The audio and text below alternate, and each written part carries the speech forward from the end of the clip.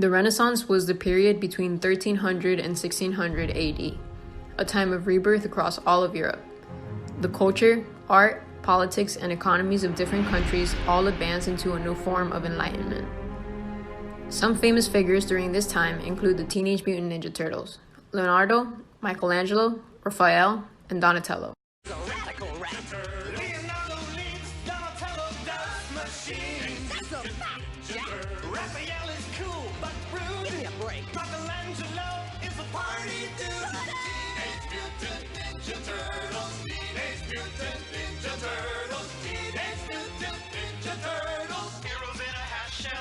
Just kidding, of course.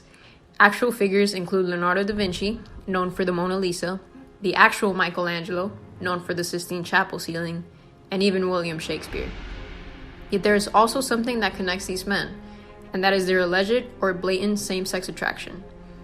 You see, although this was considered an age of enlightenment and rebirth, thoughts on same-sex attraction and sodomy remain in the Dark Ages. The Renaissance, meaning revival or renewal, harkened back to what was seen as the bright light of classical antiquity, which had then been obscured in the dark and ignorant Middle Ages. But in some ways, the Middle Ages existed simultaneously with the Renaissance, like just as scholars were reviving translations of Plato and integrating knowledge from the Islamic world, the bubonic plague went on killing people. Art is one of the major aspects of the Renaissance, from the Mona Lisa to the Statue of David. Yet many artist pieces also feature homoerotic aspects.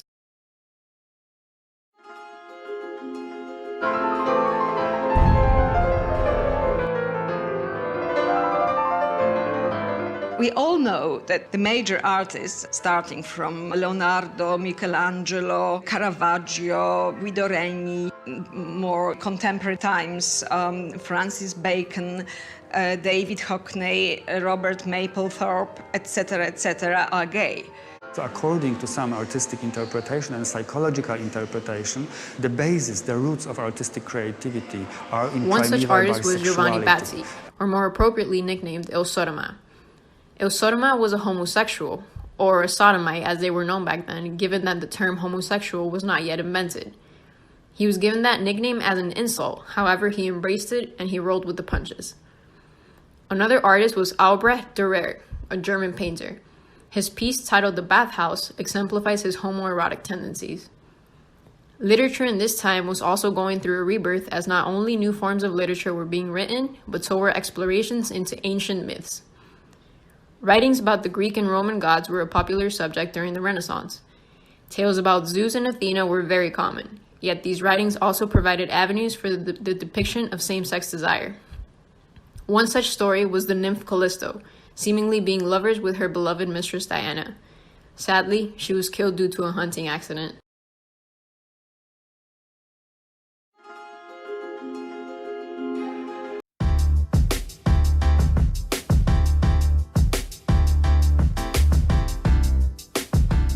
Florence. When it comes to Renaissance art, there's probably no better city in the world to soak it all in.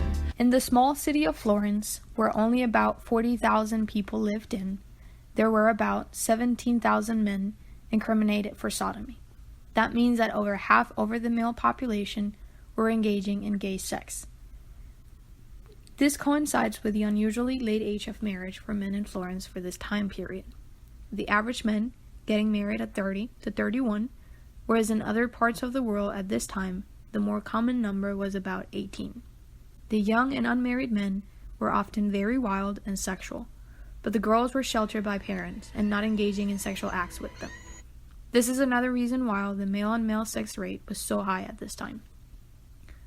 Sodomites, or the men who usually would participate in taverns or brothels for queer men to gather, put together history's first gay rights demonstration by forcing a senior justice official to reign and demanding the removal of charges and fines for those who were actually convicted of sodomy.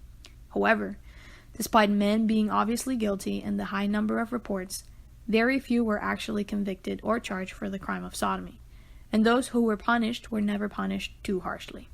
At the time, same-sex marriages were not legal in any kind of way, civil or religious, and sodomy was illegal. The crime for sodomy was fines, jail time, and could even be death. but the harsh punishments were only used for those who committed crimes with young boys or with violence. In 1480, the Spanish Inquisition began, and the rules in society got much more strict with sodomites. Nobody expects the Spanish Inquisition! Sodomites were burned, castrated, and stoned. In France, first offenders would get their testicles removed. If they committed the crime again, they lost their penis, and third offenders were burned. By 1532, the Holy Roman Empire made sodomy punishable by death, and the next year, King Henry VIII passed a law called the Buggery Act 1533, which made any and all male-on-male sexual act punishable by death. The French town of Orleans and Treviso did have laws against women-on-women sexual acts, although these were not as harsh as males. It was thought that women could not have sex without a man or the use of artificial devices, and therefore not much is recorded about the topic. In early European cities, women were hardly ever convicted of sodomy. Another reason there is not much written about lesbians is that early male authorities thought that women were more lustful than men, and if information about lesbianism were to be published, it would make women want to experiment. Prince James VI of Scotland, or James I of England, was very well known for his standpoints on popular topics, such as witchcraft and tobacco, and was also one of the main targets of the Gunpowder Plot. He was also well known for being the most averse to men-on-men sex monarch ever, despite the fact that he had many male courtiers who he would use to please himself. James was never worried about people finding out about his sexuality. This might be because the term sodomy would not apply, as he was more a hopeless romantic than just having sex with men, or because he was very well liked and known for being a good, just king. So by using the term sodomy to describe his relationships, it would have made the term more normalized, and the church did not want to risk that. James was able to get away with being gay, which is a big feat considering gay relationships were condemned by society and punishable by death.